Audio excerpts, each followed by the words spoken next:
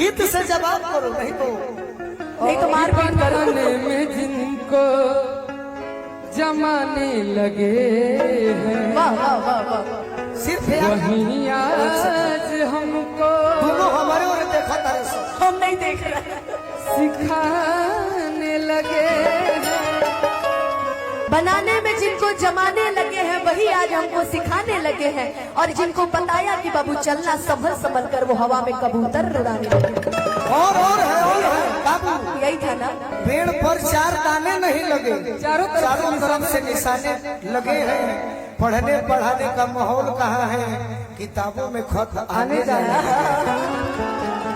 अरे कि तोर भुलाए खातिर गम, अरे कि दारू पी ले, बहाना चाहिए सिर्फ पीने का, वरना फिर लड़कियों का भी टूटता है, मगर हम तो नहीं पीते। ये बात है, मजा बस यही सोच कर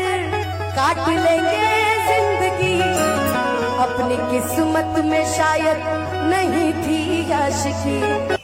इसको भी कुछ कहना चाहिए, तो मेरा दुलारा है, जरूरी नहीं है कि प्यारे मोहब्बत, तनी कुछ कहो नगमा के बारे में, इंटरेस्टेड को हता रहे। उसका हिंदी समझे, उसका हिंदी समझे, मन इंटरेस्ट तो हम जान लेके रुपया पैसा के हम मुझे कोई शौक नहीं है। अरे तो जिस चीज का शौक है वो तो आदमी कर ही रहा है। अब गायकी में शौक ना हो तब क्या हो, झगड़ा ना हम तो कह ही ना सकीला कि I am not interested. Anupama, हाँ भैया, इंटरेस्टेड का मतलब होता है पहले पढ़ा लिखा सीख लो, तब नॉट इंटरेस्टेड का मतलब होता है कि चाह नहीं है। पढ़ा लिखा रहती तो गायकी करती, चल के डीएम कलेक्टर ना बनती। पढ़ा लिखा लोग जो गायकी कर दी, अनपढ़ का करे, तब तू गावो, गीत से जवाब करो, नहीं तो मारपीट करने में जिनको जमाने लगे हैं, वाह वाह वाह वाह, सिर्फ वहीं आज हमको दोनों हमारे और देखा तारे सो, हम नहीं देख रहे, सिखाने लगे हैं। मोहब्बत तो करना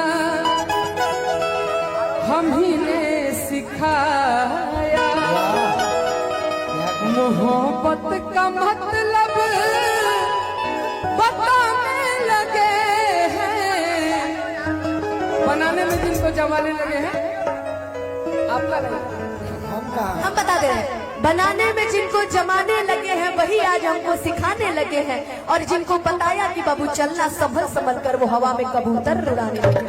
और है बाबू, यही था ना, और है यही था भैया। ये कह रहा है कि हाँ, बनाने में जिनको जमाने लगे हैं वही आज गौतम भैया सिखाने लगे हैं जिनको बताया कि चलना संभल संभल हाँ। हवा में कबूतर उड़ाने लगे। पेड़ पर 4 दाने नहीं लगे, चारों तरफ से निशाने लगे हैं। पढ़ने पढ़ाने का माहौल कहाँ है, किताबों में खत आने जाना। अरे कि तोर भुलाए खातिर गम, अरे कि दारू पी ले, तोर भुलाए खातिर गम दारू पी ले, अरे किया के देखा सनम,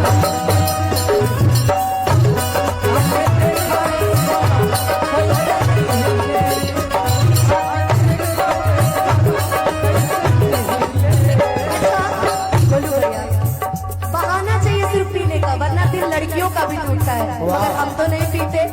आके देखा ये सनम कैसे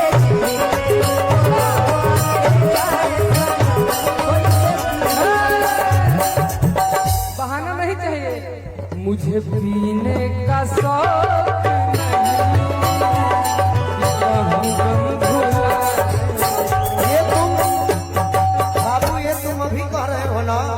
एक समय आएगा कि ये भी कहोगे कि ओ बगली के प्यार हमरा किस्मतिए में ना,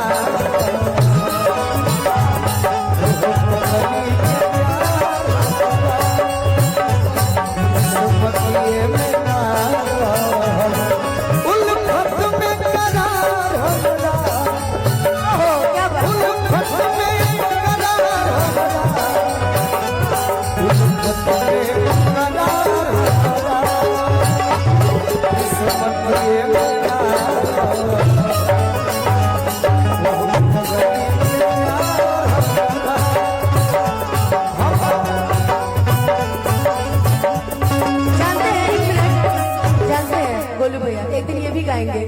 हम तो हो पगली के भाई बने पागल के दासा आज हमरा पता चला प्रेम की भाषा रोते रोते मिले हमसे आइल बाड़ी रोते रोते मिले हमसे आइल बाड़ी कमर जा आज हर से आइल बाड़ी कमर जा आज हर से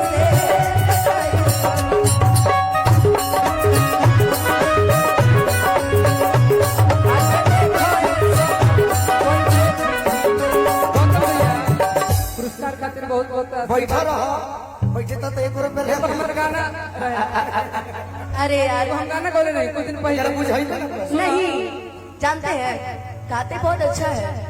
लेकिन मूड बनने में टाइम लगता अरे अरे मूड बनल बा क्यों लगता है बता दो इसलिए लगता है क्यों लगता है बताओ मूड बनने में इसलिए टाइम लगता है वो हमरा 9 बजे से बोले बड़े क्यों लगता है इसलिए अरे कि हम बाभन के बेटा अरे कि पूरा एरिया में नाम बोल कि हम सब कर चाहेगा अब पूरा जिला में नाम बोल अरे एक मिनट बाभन वाला गाना फेमस बड़ रे एमर हमरो त नाम बड़ू रे ये बात है मजा बस यही सोच कर काट लेंगे जिंदगी अपनी किस्मत में शायद नहीं थी आशिकी कोशिशें बस यही कर रहे आज से कि दूर हो जाए दिल बस तेरे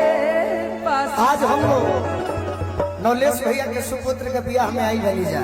तो हमारी है मन कहता कि कहीं प्यार के ये इतना श्रोता के कि जोड़ी बनल रहो दुल्हा दुल्हन समधि समधीन के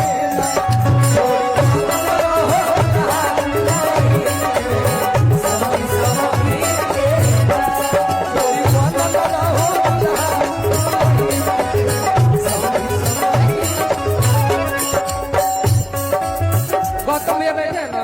एगो तू गाना गावे ना भैया हमारा गौतम भैया के नाम का ताना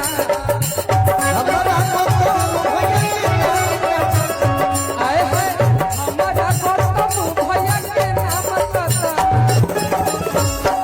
गौतम भैया अरे कि एगो रुपयो ना उड़ैला ई शिकायत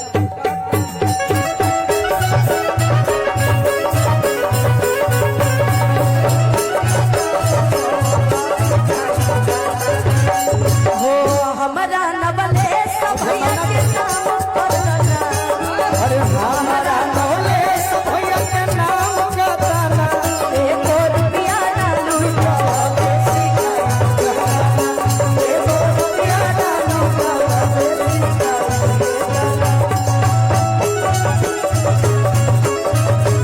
हमारा नौलेश भैया के नाम का ताना हमारा नौलेश भैया के नाम का ताना एगो रुपया ना लूटो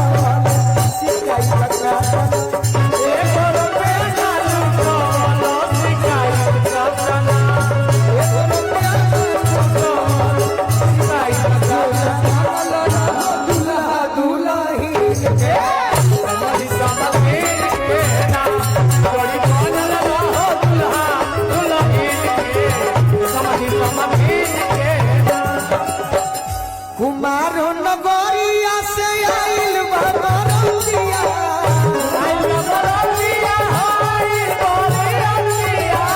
खुशिया में जुटल बड़े सौ से संपतिया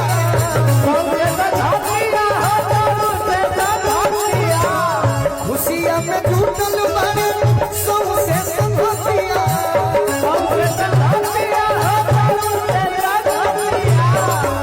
खुशी हो तो बात देखी ऐसन सीन के खुशी हो तो बात देखी ऐसन सीन के दुल्हा कौन सीन के कौन ये है सीन ना कि खुशी हो तो बात देखी ऐसन सीन खुशी होत बाटे देखी ऐसन सीन आ दुल्हा दुल्हन